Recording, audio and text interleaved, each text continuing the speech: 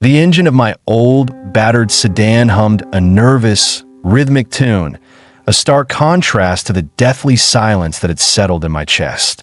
My name is Mark.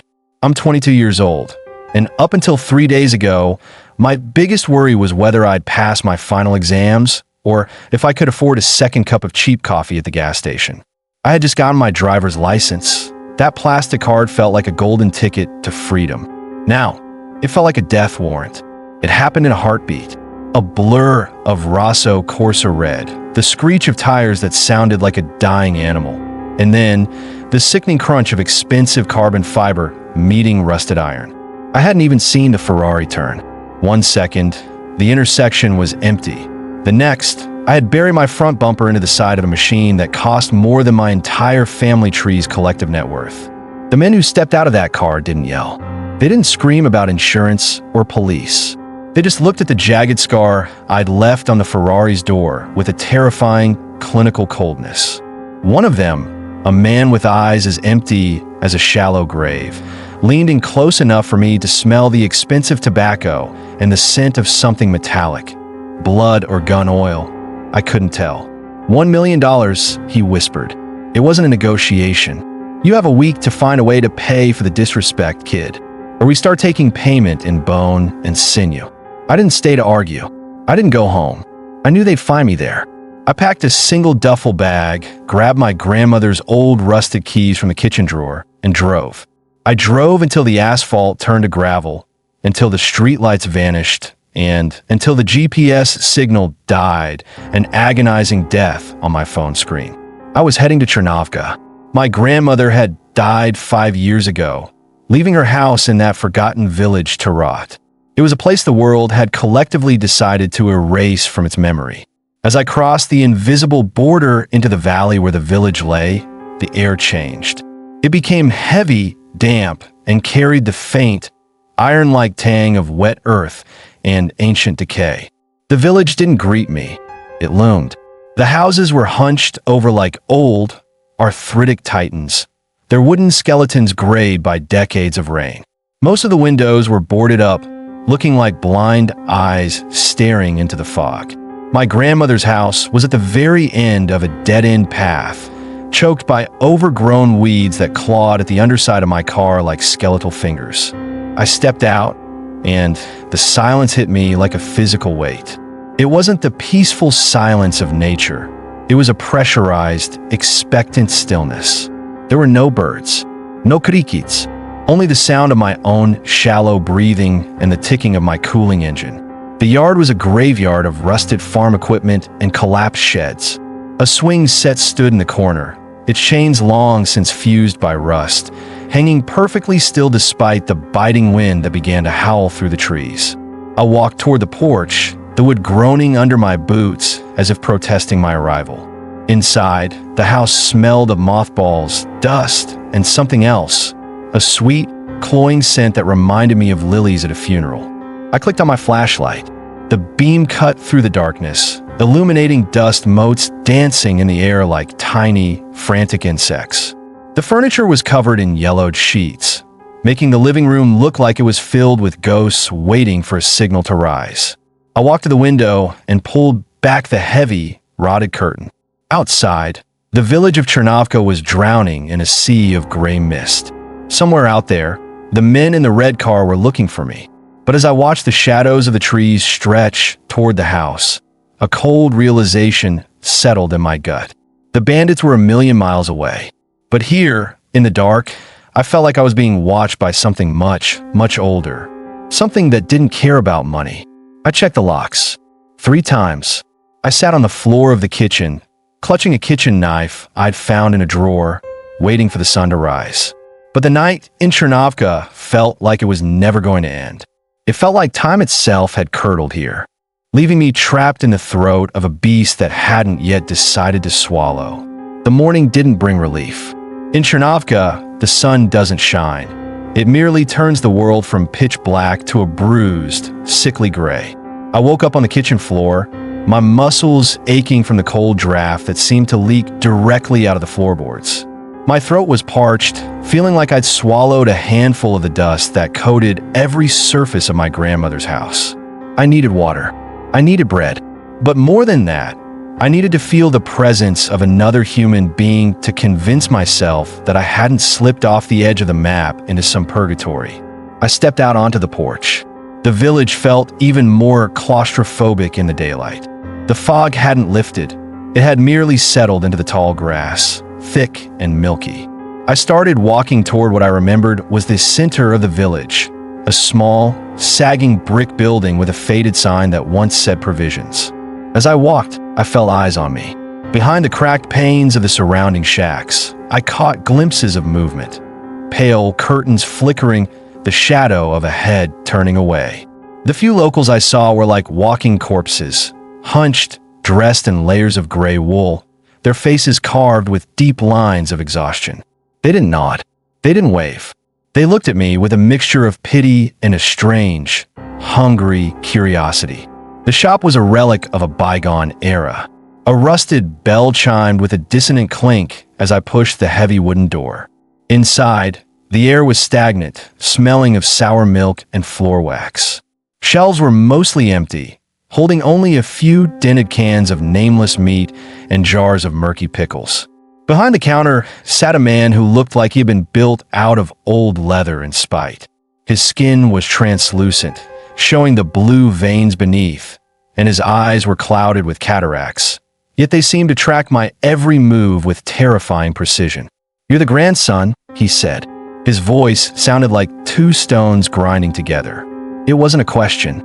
"I am," I replied, my voice cracking. "I just need some bread and a few bottles of water." He reached under the counter and pulled out a loaf of bread wrapped in rough paper. As he rang me up on an ancient manual cash register, he stopped, his hand hovering over the lever. "You shouldn't have come back, Mark," he whispered, leaning in. The smell of tobacco and rot from his breath made me want to gag. "This place, it has a memory, and it's a long one. I just needed a place to stay for a while," I muttered, digging for crumpled bills in my pocket. The old man grabbed my wrist. His grip was surprisingly strong, like a steel trap. "The forest," he said, nodding toward the dark wall of pines that surrounded the village. "Do you know why the houses here are built so close together? Why we don't have fences between the yards?" I shook my head, my heart starting to hammer against my ribs. "Fences trap you," he hissed. "In Chernovka, you need to be able to run. Long ago, before the wars, before your grandmother was even a girl, something came out of the trees. The old folks called it the wood stitcher. It doesn't hunt because it's hungry. It hunts because it's lonely. It takes pieces of what it finds, a limb here, a face there, and tries to sew itself a family." He let go of my wrist, leaving red marks. "People here don't disappear, Mark. They get integrated. If you hear the trees knocking on your glass tonight, don't look. If you hear your grandmother's voice calling from the well, don't answer.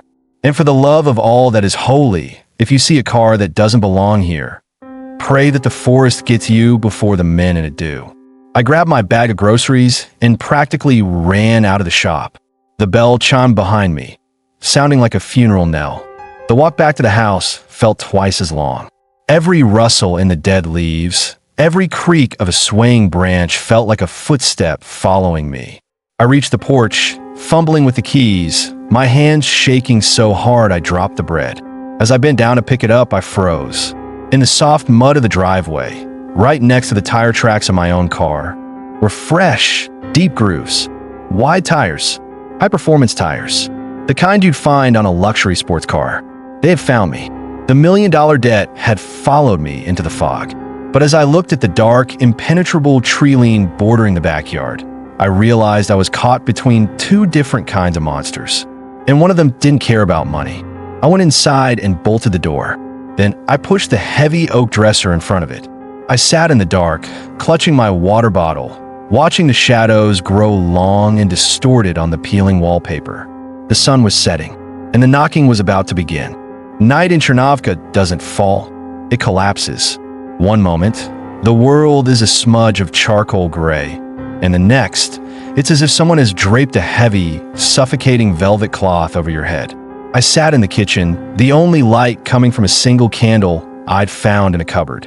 Its flame flickered violently, though there was no draft, casting long, jerky shadows that seemed to dance independently of the objects casting them.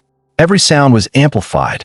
The house was breathing, a rhythmic expansion and contraction of old wood that made the floorboards pop like snapping finger joints. Around 11 p.m., I heard it. It wasn't the wind. It was the low, predatory growl of a high-displacement engine. It didn't sound like my sputtering sedan. It sounded like a beast purring in the dark. I crawled to the window, keeping my head below the sill, and peeled back a corner of the rotted fabric. Two twin circles of cold, LED white light cut through the fog at the edge of the driveway. They weren't moving. They just sat there, hovering in the mist like the eyes of a deep-sea predator. The black silhouette of a luxury SUV, heavy, armored, and out of place in this graveyard of a village, loomed behind the beams. My heart wasn't just beating, it was trying to break out of my ribs. They were here. I don't know how they tracked me. Maybe a GPS tag on my bumper, or maybe they had eyes in places I couldn't imagine. $1 million is a lot of motivation for men who kill for a living. A door slammed. The sound echoed through the valley, sharp as a gunshot. "Mark," a voice called out. It was smooth, conversational, and utterly terrifying. It was the man with the empty eyes. "We know you're in there, kid. This house looks like it's one stiff breeze away from falling over. Don't make us knock it down." I didn't answer. I backed away from the window, my boots treading softly on the creaking floor. I needed to leave. If I stayed, I was a rat in a trap. But the only way out was the back door, which led directly into the maw of the forest, the place the old shopkeeper had warned me about. I grabbed my bag and the rusted kitchen knife. I crept to the back of the house, where the kitchen door led to a small, enclosed porch. I could hear them now, the heavy crunch of boots on the gravel at the front. They were taking their time, savoring the hunt. "Check the perimeter," I heard a second voice growl. "He's got nowhere to go but the woods, and nobody survives a night in these woods." I didn't wait to hear the rest. I unbolted the back door. The hinges screamed, a high-pitched metal wail that sounded like a woman's shriek in the silence. "He's bolting." Around the back, I leapt off the porch. My feet hit the damp, spongy earth, and I ran. I didn't head for the car. I headed for the wall of black pines. The fog swallowed me instantly, turning the world into a blur of gray shapes and jagged branches. Behind me, I saw the beams of powerful flashlights cutting through the mist, sweeping left and right. They were fast, professional. I could hear their breath, the rustle of their expensive tactical gear, and the occasional snap of a twig. "You can't hide, Mark. We'll find you." And then the debt doubles. I plunged deeper. The forest was different from any woods I'd ever known. The trees didn't stand straight. They were twisted, their limbs interlocking like the fingers of 1,000 drowning men. The air was colder here, a bone-deep chill that smelled of stagnant water and something metallic. As I ran, the sounds of my pursuers started to change. Their confident shouts turned into confused calls. "Hey, where'd he go? Bullies? Did you see that?" "See what?" "Something just crossed the path, something tall. Too tall." I slowed down, my lungs burning, hiding behind the trunk of a massive, lightning-scarred oak. I held my breath until my vision blurred. About 30 yards away, I saw the flashlights of the two men. They had stopped. They weren't looking for me anymore. They were shining their lights up into the canopy. And then I heard it, a sound that made my blood turn to slush. It wasn't a scream. It was the sound of something heavy being dragged across rough bark. And then a wet, rhythmic thud, thud, thud, like a giant heart beating against the earth. From the darkness above the men, a branch snapped with the force of a falling tree. One of the flashlights dropped to the ground, its beam pointing uselessly into the dirt. "What the? Bullies? Bullies?" The man's voice hit a register of pure, unadulterated terror I'd never heard before. There was a sickening, tearing sound like wet canvas being ripped apart, and then silence. The forest went dead quiet. Even the wind stopped. I stayed pressed against the oak, my eyes wide, staring into the dark. One of the bandits was gone. Just gone. No stragel. No gunshot. Just a sound that didn't belong in the world of men. I looked down at the knife in my hand. It felt like a toothpick. I wasn't the only thing being hunted in the woods of Chernovka. And the wood stitcher didn't care about $1 million debt. It was looking for new pieces.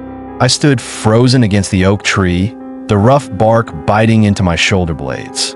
My heart was a frantic drum, but I forced myself to be still, so still that I felt like a part of the landscape, another forgotten stump in this cursed wood.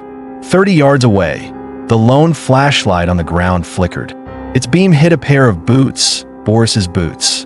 They were still there, standing upright. But as the light shivered, I realized with a jolt of nausea that the boots were empty. There was no body in them. They had been left behind, perfectly placed, as if their owner had simply evaporated upward out of his own footwear. Boris, this isn't funny, man. I'll get you if you're playing around. The second man, the one with the empty eyes, was no longer calm. His voice was high-pitched, vibrating with a primal frequency of fear. He was spinning in circles, his heavy tactical flashlight cutting frantic arcs through the fog. The beam caught the trees, making the shadows of the branches jump and snap like predatory limbs. Then, from the darkness above him, something replied. It wasn't a voice. It was a mimicry. Boris. Boris. Boris. It sounded like a recording being played at the wrong speed, warped, mechanical, and wet. It came from at least 15 feet up in the air. The man screamed and opened fire. The muzzle flashes of his handgun illuminated the forest in staccato bursts of orange light. Bang, bang, bang. In those brief flashes, I saw it. Or at least, I saw the impossibility of it. Something was perched on a branch directly above him. It was a mass of pale, mismatched limbs, long and spindly, like a spider made of human bone and gray leather. It didn't have a face, just a collection of various eyes and mouths stitched haphazardly into a torso that looked like a patchwork quilt of stolen skin. The bullets hit the creature. I heard the thwack of lead entering flesh, but there was no grunt of pain, no blood, just a dry, rustling sound, like a heap of dead leaves being stirred. The creature dropped. It didn't fall like a heavy object. It descended like a falling sheet, unfolding its impossible geometry in midair. It landed behind the man with a silent, heavy thud. "What are you?" The man turned, but he was too slow.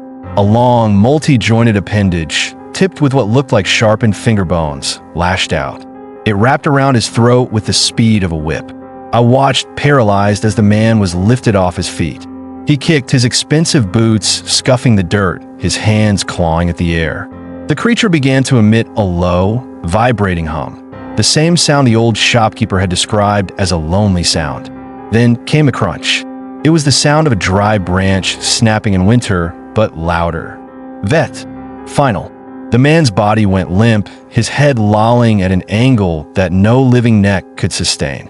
The creature began to move its hands with a terrifying, surgical precision. It wasn't eating him. It was unmaking him. I heard the sound of stitching, the slide of something sharp through skin, the tightening of thread. I couldn't look anymore. My stomach turned over, and I bit my lips so hard I tasted copper, desperate to keep from vomiting. If I made a sound, if I even breathed too loudly, I would be the next piece added to that monstrosity. I began to crawl. I didn't stand up. I moved on my stomach through the freezing mud and the rotted needles of the forest floor. Every inch was an eternity. The sound behind me continued. The wet tearing, the snapping of bone, and that horrific, distorted mimicry. $1 million. $1 million. It was learning. It was taking his voice, his memories, his very essence, and sewing them into its own nightmare existence. I crawled until my hands were raw and my knees were bleeding. I didn't know where I was going. In Chernovka, all paths lead back to the center of the web. But I knew one thing. The men who wanted my money were gone. Now I was just a stray thread, and the wood stitcher was looking for a needle. I reached a small clearing where the fog seemed to thin for a second. In the center stood a stone well, its rim covered in thick, black moss. I remembered this place from a dream or a warning. As I reached for the stone to pull myself up, a hand reached out from the darkness inside the well. A pale, wrinkled hand with a silver ring on the ring finger. My grandmother's ring. "Mark, A voice whispered from the depths of the earth. "Come down here, little bird. It's safe in the dark. The Stitcher can't find you in the deep." I froze. My grandmother had been dead for 5 years. Behind me, the clicking of bone legs on the forest floor grew louder. The creature was finished with the bandit. It was coming for the rest of the dead. I stared at the pale hand gripping the mossy stones of the well. The silver ring, the one with the chipped turquoise stone that I had seen on my grandmother's finger every day of my childhood, glinted in the sickly moonlight. "Mark, hurry!" The voice drifted up from the black circular maw. It sounded exactly like her, but there was a hollow resonance to it, as if she were speaking through a long, wet pipe. "It's right behind you. It can smell your fear. It's a bitter smell, little bird, like scorched hair." Behind me, the clicking grew rhythmic. Click-clack, click-clack. The wood stitcher was moving through the undergrowth with a sickening, fluid grace. I could hear the branches of the pines being pushed aside by something far too wide and far too tall. I was caught between a dead woman in a well and a living nightmare in the trees. "Grandma," I whispered, my voice a pathetic whimper. The hand beckoned. The fingers moved with a stiff, jerky motion, like they were being pulled by invisible strings. I looked back. At the edge of the clearing, the fog parted. A face, or what used to be a face, emerged. It was the man with the empty eyes, but his head was now stitched onto a neck that was 3 feet long, made of gray, braided muscle. He wasn't dead, not entirely. His eyes rolled in their sockets, looking at me with a silent, screaming plea for the end. I didn't think. I scrambled over the edge of the stone well and plummeted into the dark. I expected a splash. I expected the freezing shock of stagnant water. Instead, I hit something soft, something that felt like piles of damp, discarded clothing. The air down here was thick with the smell of old earth and something sweet, like rotting fruit. Above me, the circle of the sky was a dim, gray coin. A shadow eclipsed it. The wood stitcher stood at the rim of the well. Its many-jointed limbs scraped against the stone, a sound like 1,000 needles on a chalkboard. It didn't jump in. It just hovered there, its various mouths emitting that low, vibrating hum. "It won't come down here," the voice whispered in my ear. A cold, dry palm touched my cheek. "It's afraid of what lives in the roots." I fumbled for my flashlight and clicked it on. The beam flickered, struggling against the heavy darkness. When the light finally caught, I wished it hadn't. I wasn't in a well. I was in a chamber carved out of the very roots of the forest. And the soft floor I had landed on wasn't clothing. It was hair. Miles and miles of matted, gray and brown hair, woven together like a carpet. The woman standing in front of me was wearing my grandmother's dress. But her face, it was like a wax mask that had started to melt. Her features were blurred, her mouth a jagged slit that didn't move when she spoke. "You look just like your father," she said, the voice vibrating from somewhere inside her chest. "He tasted like salt and regret. I hope you've brought me something better." I backed away, my boots tangling in the floor of hair. My flashlight beam swept the walls. They were lined with jars, except they weren't glass. They were translucent bladders of skin, pulsating slowly. Inside each one, I could see the silhouette of something moving. A hand, a foot, a human eye that blinked when the light hit it. "You're not her," I choked out, holding the rusted kitchen knife in front of me. "What is this place?" "This is the cellar of the world, Mark," the thing in the dress said, taking a step toward me. Its legs moved with a strange, double-jointed crunch. "The Stitcher works for me. He collects the pieces and I give them a purpose. I keep the village alive.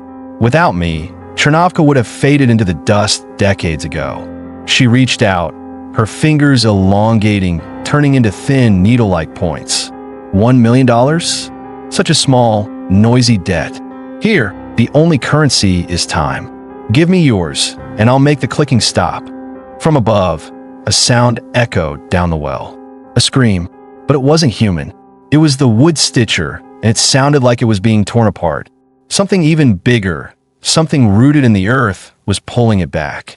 I realized then that the village, the bandits, the monster in the woods, they were all just layers of a trap, and I was at the very bottom. I looked up at the circle of gray sky. It felt a lifetime away. I looked at the grandmother, who was now unfolding a long, silver needle from her sleeve. I had to get out, even if I had to climb through the stitcher's teeth to do it. The thing wearing my grandmother's skin moved with a sickening, rhythmic twitch. As it approached, the floor of matted hair beneath my feet began to writhe, as if the thousands of souls that had been shorn from were trying to wake up. "Don't struggle, little bird," the voice buzzed, now sounding less like a human and more like a swarm of flies trapped in a jar. "It only hurts until the first stitch. After that, you won't feel anything. You'll just be part of the pattern." The silver needle in its hand was nearly a foot long, trailing a thread that looked like a translucent, pulsing nerve. I didn't wait for it to reach me. With a cry of pure, animal desperation, I lunged forward. I didn't use the knife to stab the creature. I knew that would be like stabbing a shadow. Instead, I slashed at one of the pulsating bladders hanging from the root walls. A thick, amber fluid sprayed out, smelling of ancient ozone and bile. The creature shrieked, a sound that felt like a cold blade sliding behind my eyeballs. It stumbled back, its melting face contorting in rage. "My harvest!" it roared. I didn't stop. I began slashing at everything. The hair carpet, the bladders, the roots. The chamber began to groan. Above us, the wood stitcher, which had been being dragged away by some unseen force, let out a final metallic wail and crashed down the well shaft. Its massive, mismatched body hit the hair floor with a bone-shattering thud, landing between me and the grandmother.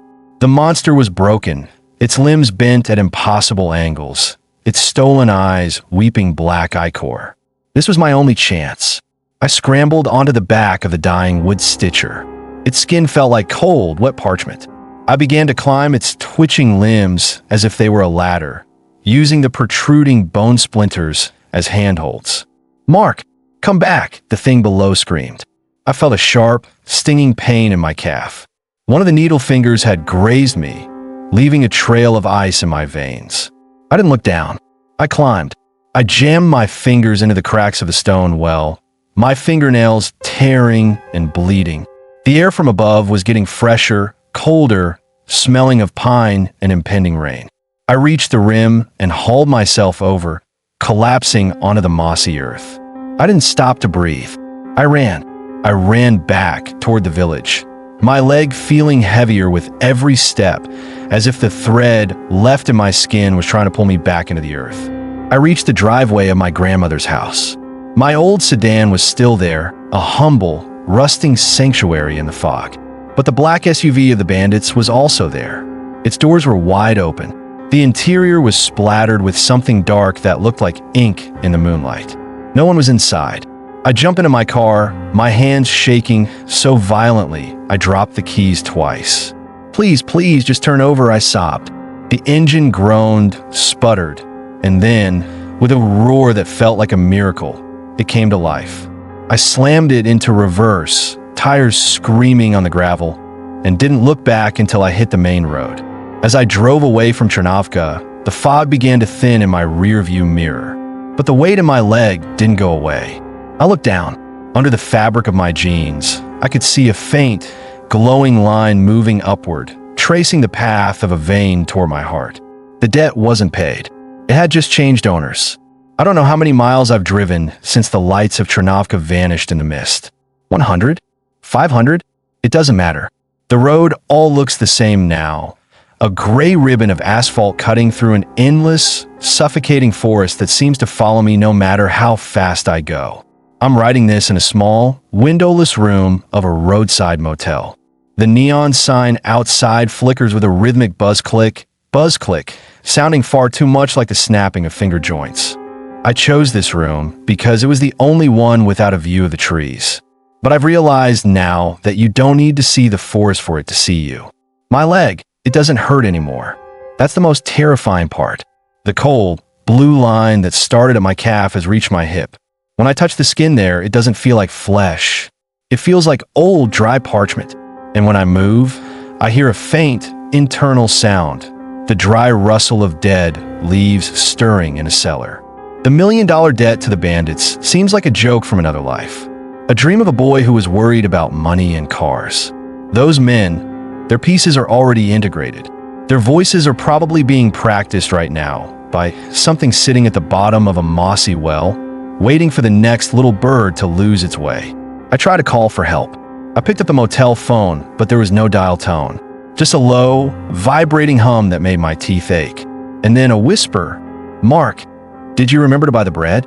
It was the shopkeeper's voice, then my grandmother's, then the voice of the man with the empty eyes, repeating the same word over and over, "Stitch, stitch, stitch." I've barricaded the door with the heavy dresser, just like I did in the village. But it's not the door I'm watching. It started about an hour ago. A soft, rhythmic sound against the window pane. Talp, talp, talp. There are no trees near this window, only a brick wall and a parking lot. But when the neon light flashes, I see silhouettes against the thin curtains. Long, spindly shadows that have too many elbows. They aren't trying to break the glass. Not yet. They're just measuring, checking the seams. I'm writing this in the hope that someone finds it. If you're driving and the GPS signal dies, if the air starts to smell like wet earth and funeral lilies, if you see a sign for a place called Chernovka, don't turn. Don't stop for gas. Don't look at the pale faces in the windows. Because the wood stitcher is patient. It doesn't care if you run for a mile or 1,000 miles. You've already been marked. The thread is already in your skin, and sooner or later, the needle always comes back to finish the pattern. The tapping has stopped. Now I hear something new, something much worse. It's the sound of a silver needle sliding through the wood of the door. Slowly, methodically. I think I'm ready to be part of the family now.